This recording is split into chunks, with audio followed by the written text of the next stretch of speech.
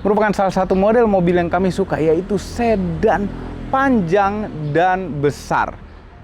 Mobil ini yang kita review adalah lawan terberat dari mobil ini. Sebenarnya bukan mobil Lexus LS 400, tapi versi JDM-nya dia, Toyota Celsior. Dan ini adalah Nissan Cima. Halo YouTube, selamat datang di channel Motomobi.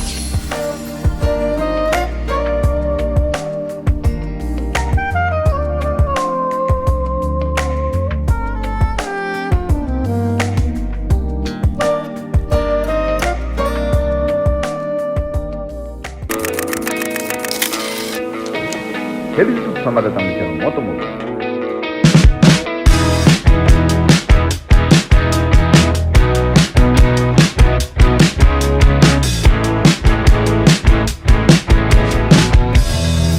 Wah, Nissan Cima merupakan suatu mobil yang pasti jarang terlihat di jalanan karena memang tidak pernah dijual resmi di Indonesia. Dan Anda beruntung sekali bisa melihat mobil ini di layar handphone atau TV Anda. Karena pada video ini kami akan mereviewnya untuk Anda. Yes, ini adalah Nissan Cima yang dulu rivalnya ini agak blunder sebenarnya. Secara dimensi dan mesin merupakan rival dari Toyota Celsior atau Lexus LS 400. Namun secara overall merupakan rival sejati dari Toyota Crown. Masih belum jelas. Tapi kalau dilihat-lihat fiturnya dan lain-lain mendekati kemewahan, kenyamanan, dan performance dari Lexus LS 400 kami. Kata Cima itu artinya kalau bahasa Spanyol bisa diartikan sebagai puncaknya atau paling atas dari sesuatu. Macam puncak gunung atau puncak kenikmatan, puncak gunung maksudnya. Jadi posisi Cima ini di bawahnya langsung dari Nissan Presiden. Di sejarah mengenai Nissan Cima, generasi pertamanya muncul tahun 1988 dengan kode bodi Y31. Punya platform yang sama dengan Nissan Gloria atau di Indonesia dikenal dengan nama Nissan Cedric Diesel yang dulu dipakai taksi juga, Silverbird. Namun dengan nama Cima ini, Nissan Gloria diubah dengan konsep yang mewah dan bertabur fitur. Kemudian generasi kedua, Nissan Cima muncul tahun 1991 dengan kode bodi Y32.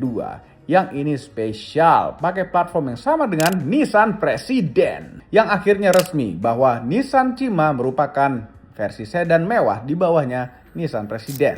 Lalu generasi ketiga, Cima tahun 1996. Terjadi ketika Toyota tenar dengan Lexusnya. Nissan tentu tidak mau kalah.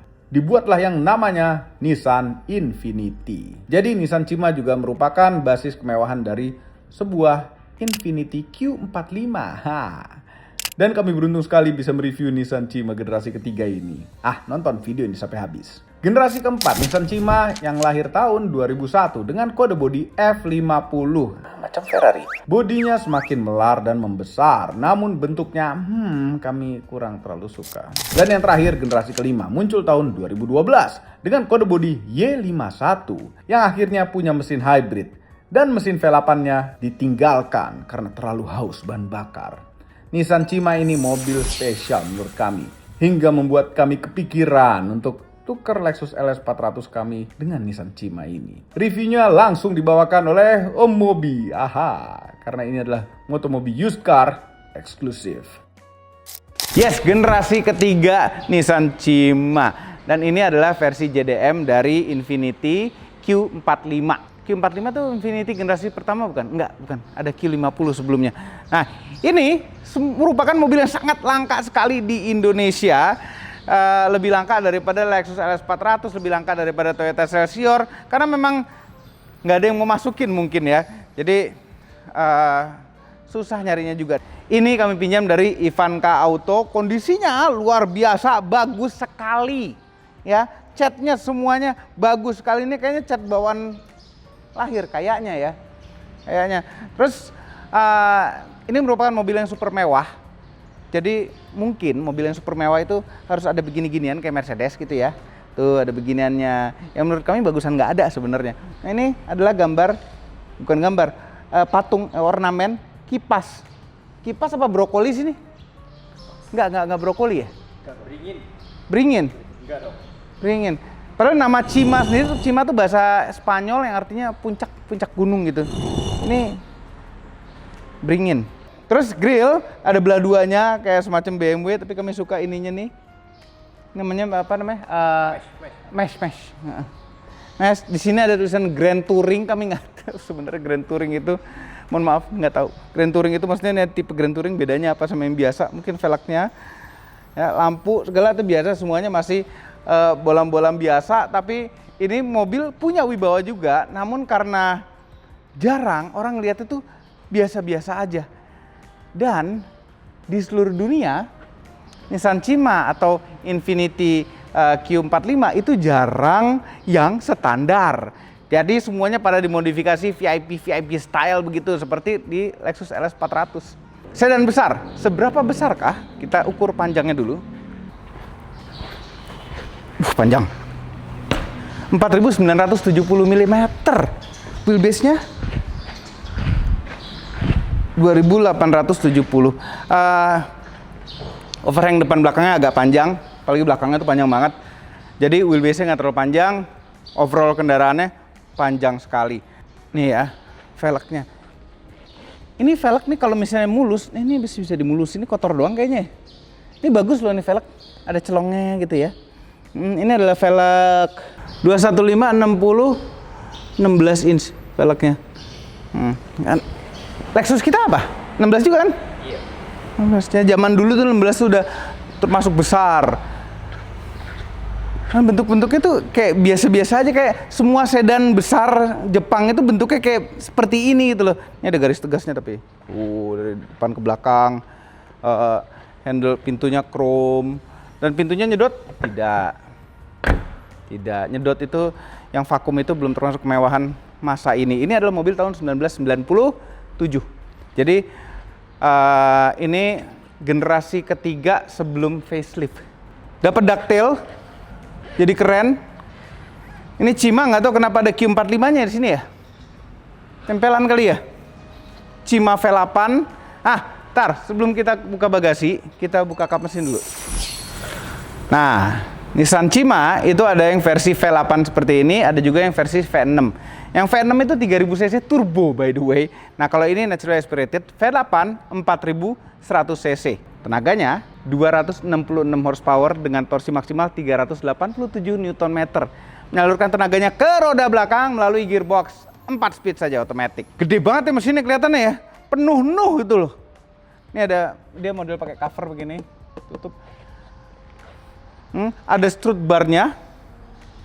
Strut bar, terus ini nih, ini vakum buat ini nih. Cruise control nih. Penuh banget ya, asik. Naruh akinya juga rapi gitu di pojok.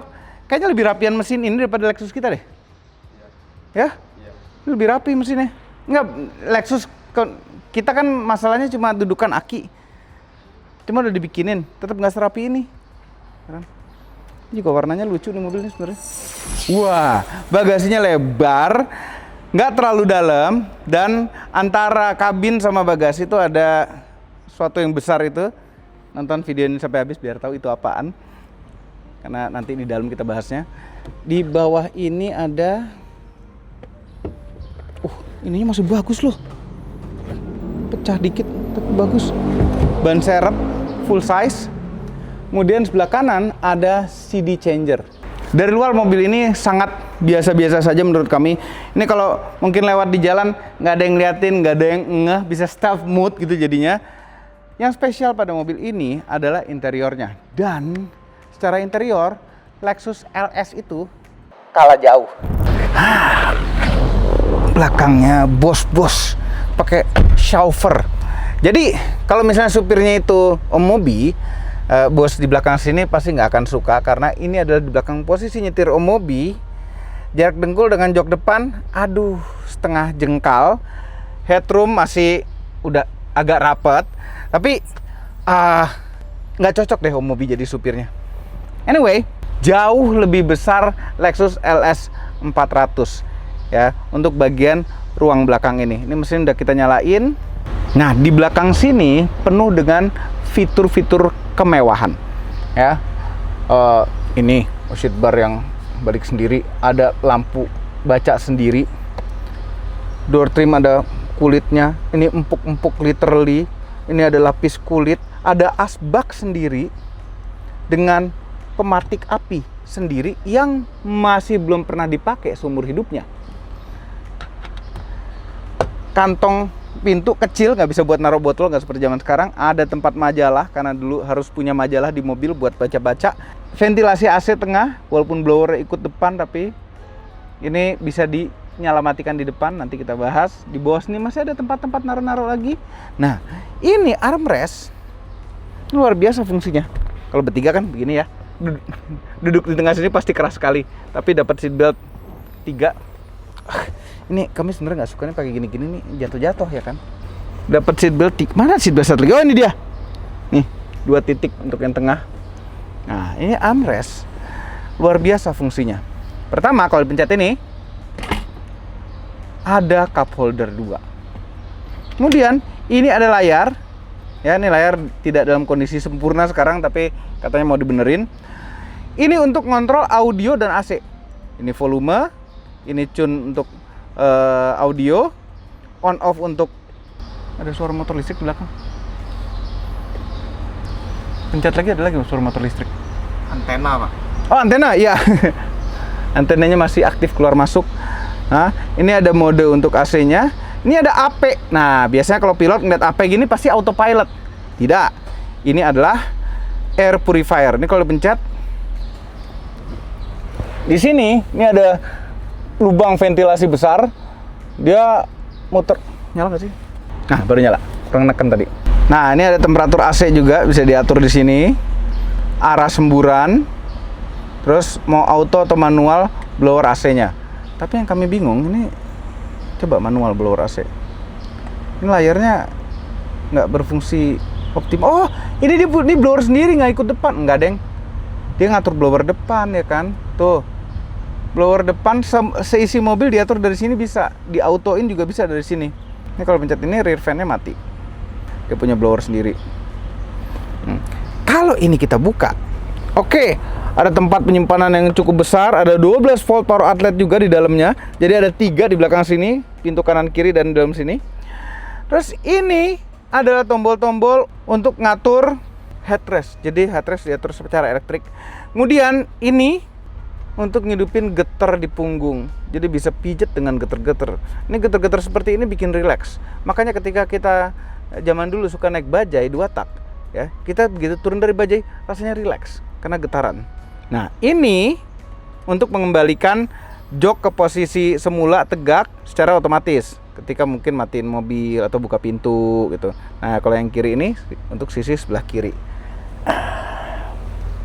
By the way, bos-bos nggak duduk di kanan sini, bos-bos duduk di sebelah sana. Kita pindah. Ini dia tempat bos-bos duduk di belakang. Ini ada pegangan lagi buat orang tua ya. Jadi naik itu gampang. Tutup pintu. Nah, di pintu itu sebenarnya ada tombol-tombol ini. Kanan kiri ada low high. Ini kayaknya pemanas jok. Di bawah ini tombol yang menarik. Jadi ini adalah untuk recline. Oh, luar biasa, panjang lagi lumayan tuh.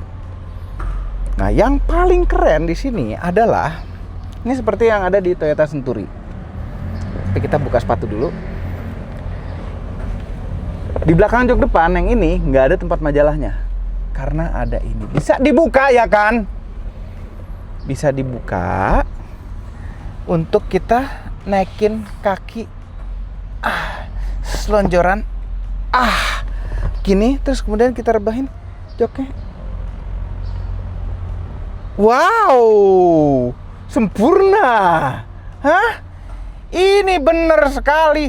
Jadi walaupun nirum kita kurang bagus, ya, sempit, apalagi dibanding LS400, tapi kita bisa selonjoran kayak begini. Di Nissan Cima, kenapa Lexus LS sama Celsior nggak bisa sih? Tuh, selonjoran masuk gini, ya kan? Biarin supirnya ngeliatin kaki kita. Hah? Iya, tapi kan bos-bos kakinya nggak bau biasanya. Nggak bau, yang ini nggak bau juga. Ini enak banget perjalanan begini, bos-bos sambil mikirin saham, corporate action. Ya, tapi zaman dulu corporate action nggak terlalu populer sih. Ada. Tuh, mikirin operasional. Nah, gini enak relaxing. Ya kan? Ini bener-bener luar biasa.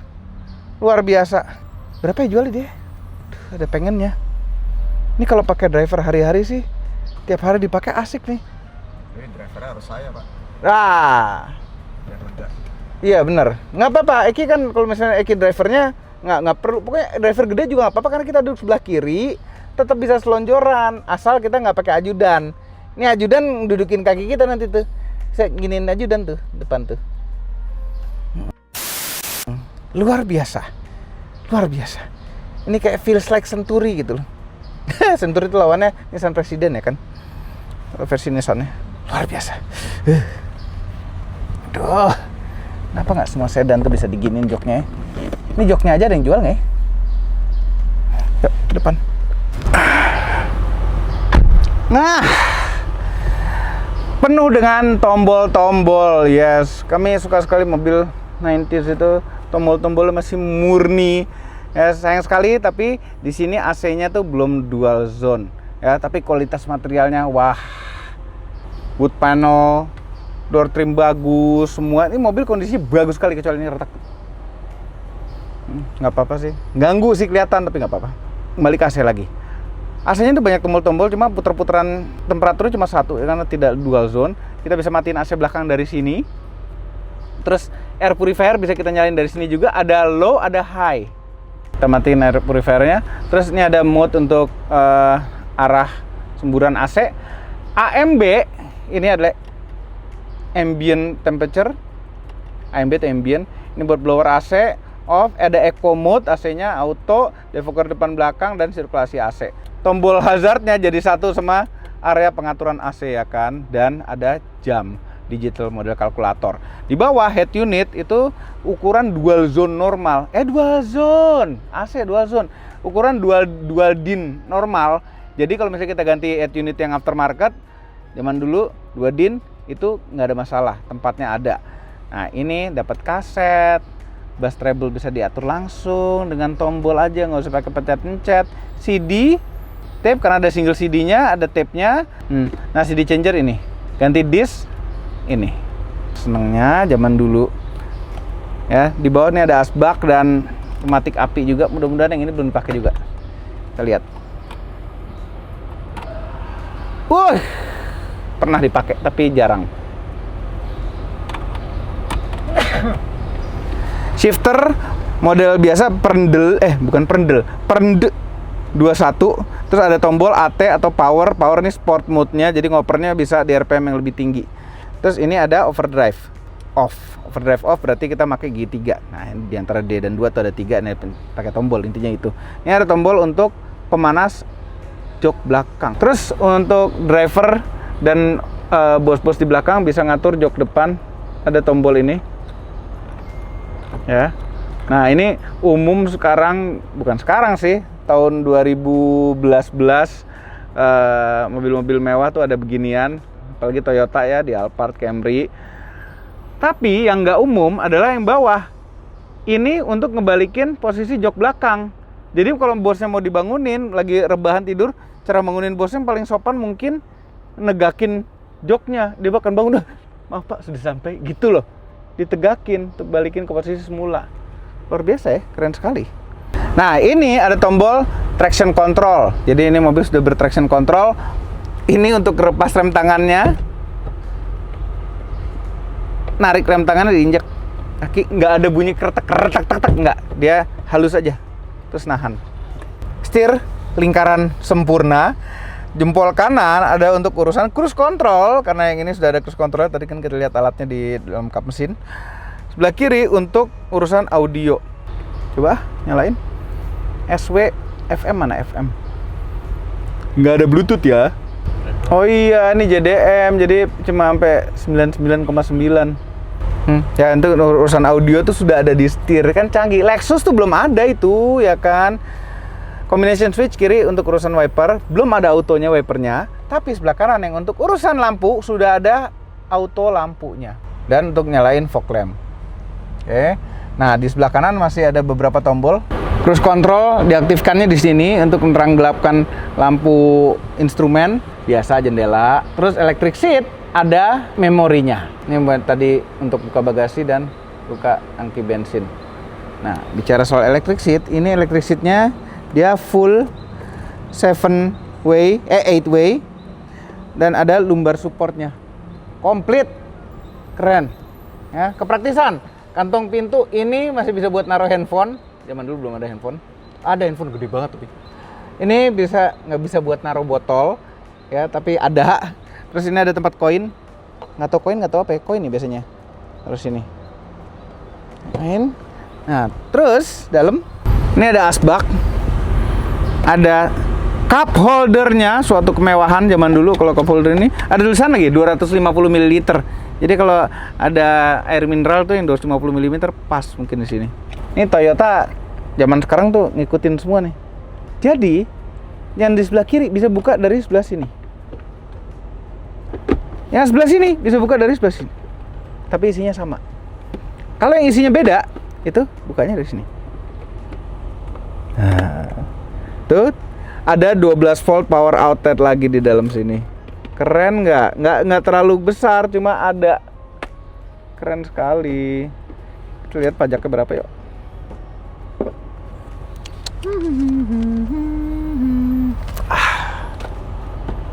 Saila. Lacinya lumayan besar.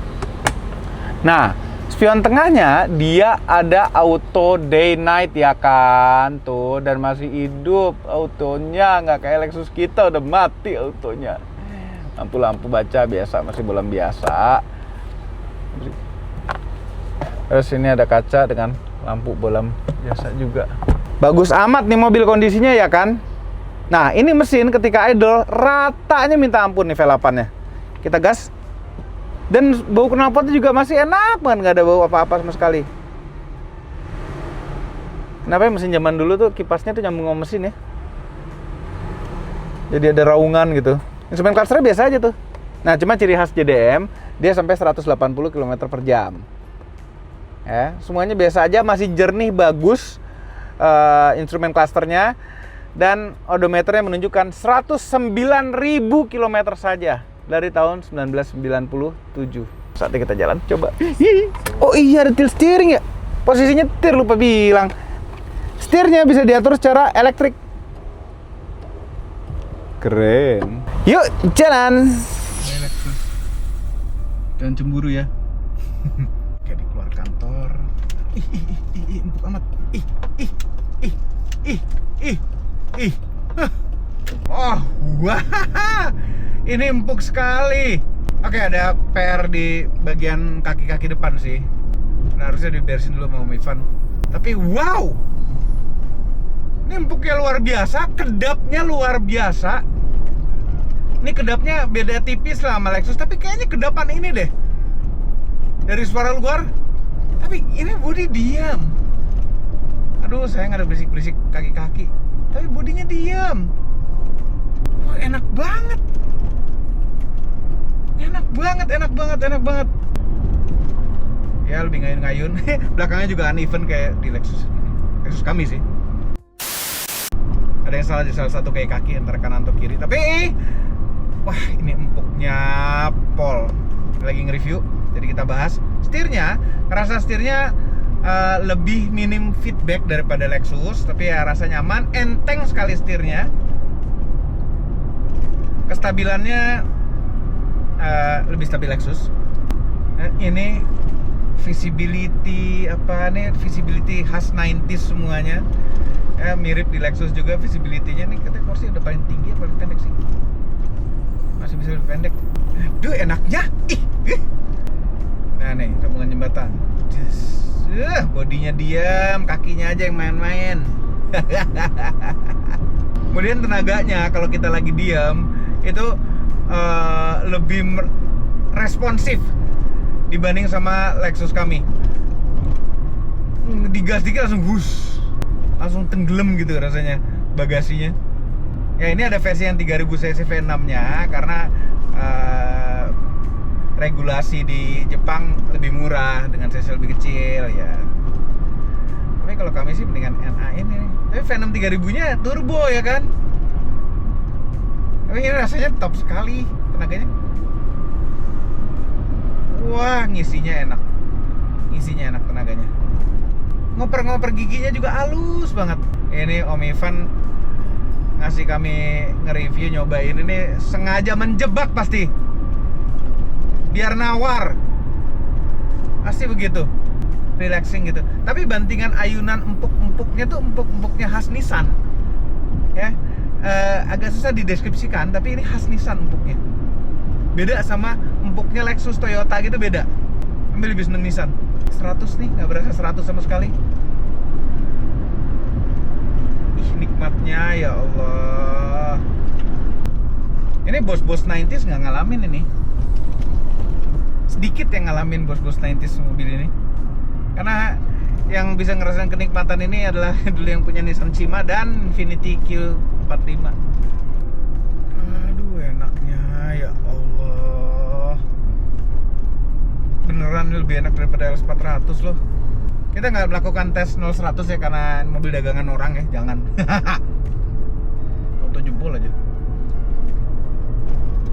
Tapi ini enak banget, nyesel deh nyoba. Harganya wajar lagi. Ini Jakarta Surabaya nggak berasa nyetir ya, berasa di rumah kan. Dalam mobil begini, diem gini nih, lihat badan kami. Diem gini, lari 100 loh. Jalan tol beton. Overall nyetirnya ini keenakan supirnya. Remnya rasanya empuk, enak, tenaganya gede, setirnya enteng sekali, nyamannya luar biasa. Luar biasa. Bener-bener pengen. By the way, di depan ada logo jamur tadi. Itu kayak patongan ujung mobilnya gitu jadinya. Ini pasti ke jalan-jalan sempit, parkir-parkir lebih pede deh dengan adanya logo lambang jamur depan itu. Apa minusnya nih mobilnya? Kalau misalnya kondisi sempurna deh, apa minusnya? Nggak dual zone, nggak ada sunroof, udah. Tenaga lebih gede dari Lexus LS, lebih nyaman ini. Oh iya, buat Anda yang nggak tahu JDM itu kepanjangannya apa, JDM itu Japanese Domestic Market ya. Sama kalau mobil dijual di Indonesia itu Indonesian Domestic Market. Ini adalah mobil JDM, Japanese Domestic Market. Jadi ini mobil asal mulanya untuk dijual di Jepang. Nah, akhirnya dijual di Jepang dan diekspor ke Indonesia. Itu ceritanya JDM. Nah, tidak semua mobil Jepang itu JDM. Sebagian besar mobil Jepang yang ada di Indonesia IDM. Overall mengenai Nissan Cima, merupakan mobil yang luar biasa. Sangat nyaman sekali, sangat lengkap fiturnya, bahkan Lexus saja kalah. Namun bentuknya tidak untuk selera semua orang. Merupakan mobil yang cocok untuk Anda yang suka mobil-mobil mewah, sedan besar yang langka, dan yang pasti harus kolektor Nissan sejati. Karena merawat mobil ini lebih challenging daripada Lexus LS400 itu. Semua ini adalah opini pribadi saya. Kami tim Motomobi tidak dibayar oleh siapapun dan apapun yang terlihat pada video ini. Jangan lupa tekan tombol jempol ke atas dan subscribe channel Motomobi, Omobi, dan Mesmobi apabila belum berikut dengan tombol loncengnya. Share video ini ke seluruh dunia melalui sosial media Anda dan jangan lupa follow sosial media kami semua termasuk Instagram. Cek motomobinews.id untuk berita-berita otomotif terbaru. Terima kasih telah menonton.